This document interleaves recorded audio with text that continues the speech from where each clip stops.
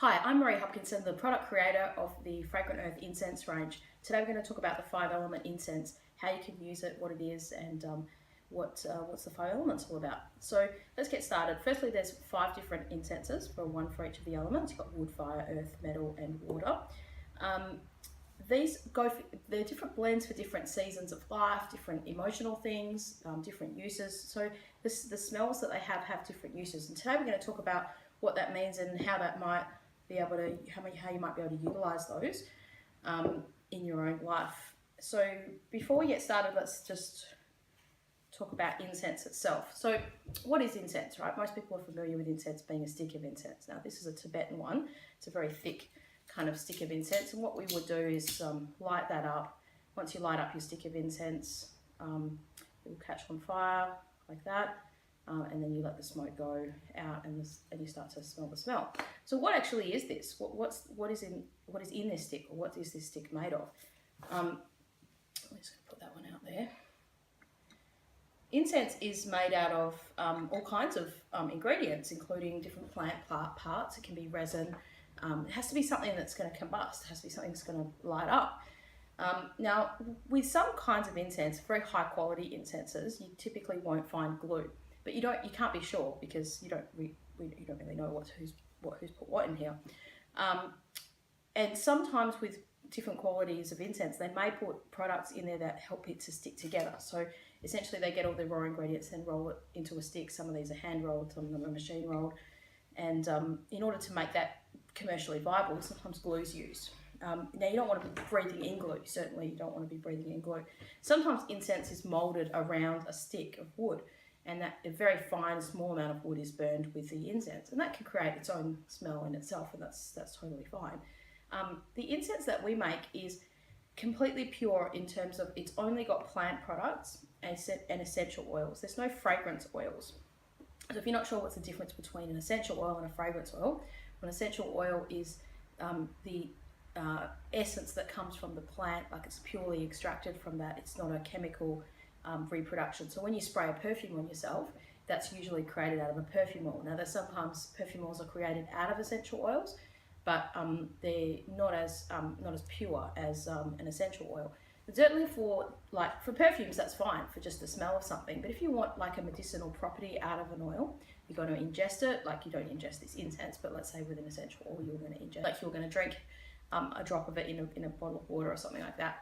You would certainly want the essential oil. You wouldn't want the perfume oil. That won't do have any therapeutic benefit to you, and certainly may be toxic for you to drink a perfume oil.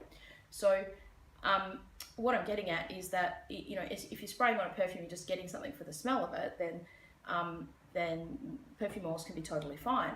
But if you're doing something for a therapeutic use, like even with these products, they're not for a medical therapeutic use, but for a use of like you want to invoke particular emotions, or you want to activate the properties of that essential oil, you want to use essential oils, not just like a fragrance oil.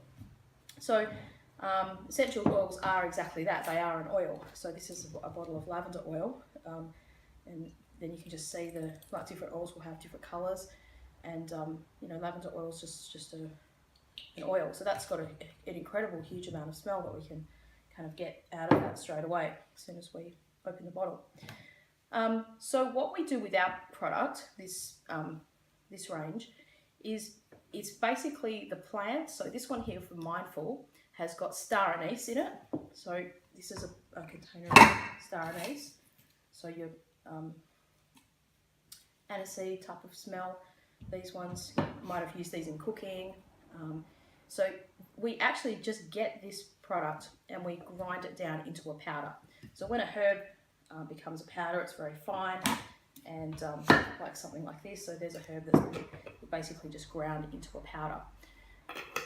What we do is we mix those different powdered herbs together, and then we also mix together the essential oils, so like this, and then we add those essential oils into the powder and mix them in together. So what we're going to do today is show you how you can burn this. So what we do put in our products are combustible, either combustible herbs, like for instance juniper berry combusts. If you light up a juniper berry, it'll ignite. Also we put combustible things like resins, frankincense and myrrh, for instance.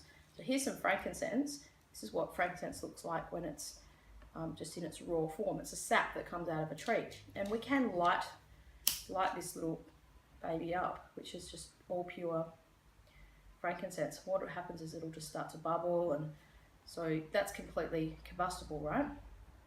So what we do is, you don't want it. The smell of frankincense can be very overwhelming. You don't necessarily want just all pure frankincense.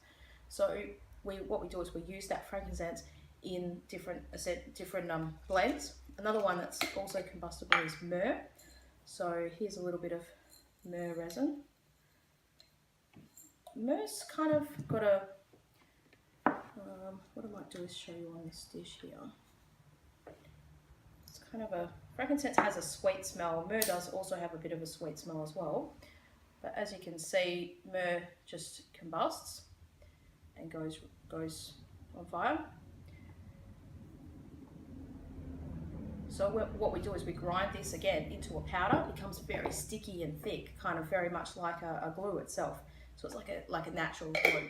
So frankincense smells very sweet when you burn it almost, but this is kind of has a much more woody, sort of earthy, more of what I would call a tree-like resiny sort of smell. Whereas frankincense is a resin, but just smells different. And the smells have properties of what they do. So for instance, within this range, like the mindful one, that's the one we're going to start with. So there's two ways you can burn this. We're just going to get rid of this because we don't need this anymore.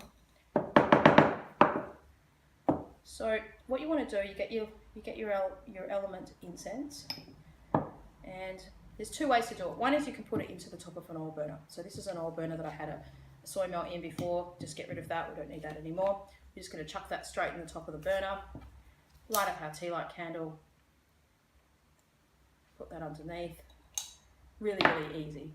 And what will happen is the heat will come up from here, start to heat up the dish, and the smell will come out. Now, what's great about that is there's no smoke. So if you have a house where you've got really sensitive smoke alarms, you don't want smoke there. You're not allowed to have smoke. You might have be sensitive asthma sort of type of thing. You don't want smoke around you, but you like that really earthy smell that comes from incense. Well, this is the perfect way for you.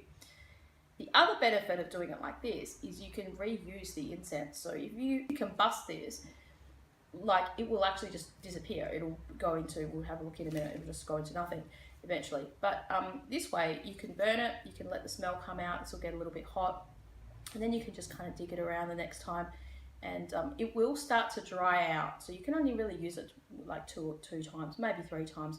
The third time it will just have a lot less kind of a smell to it, and that's totally fine. So that's one way to do it. The other way is to mold this into a cone. So you can either mold it into a cone in the same ceramic. So the good thing with the oil burner is that's a ceramic dish. So we can do that. And then it's gotten a little bit warm from before. And sometimes with incense you want to use it for a ritual thing, like some people like to touch it on their hands. You can really get connected with the smell of it. And this way, see how just like with the frankincense and the myrrh, it just lit up, that's what this will do as well. So you mold it into like a little pyramid, little cone, light it up, and then as you, after you've ignited it, just blow it out like that, and then it will just very slowly, it'll burn through that area. Now if it goes out, that's fine, you can just light it up again. Once you've lit it up, don't touch it again. Obviously it's going to be hot there, you don't want to burn yourself. And you can just kind of burn through as much as you want at a time. So that's how to burn and how to use the fragrant earth incense. Very, very easy, very simple. You don't have to get incense everywhere like I have now. You just get a little piece, put it on your dish. So you can use any kind of like a ceramic dish. You can use these little teacups. I sometimes use those. You can get proper incense burners that are just nice little ceramic dishes. You can also burn it on what they call a charcoal. So it's just a piece of charcoal. So you place your incense cone on top of that and burn that. So that's how to use the incense.